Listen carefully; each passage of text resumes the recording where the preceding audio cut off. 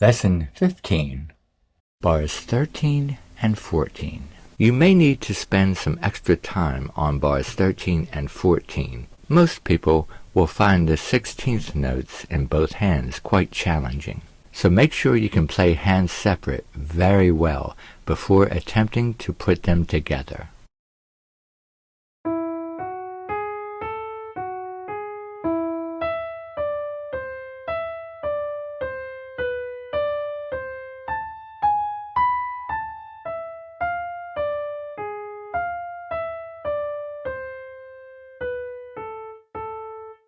Work on this part until you can play comfortably at least this speed.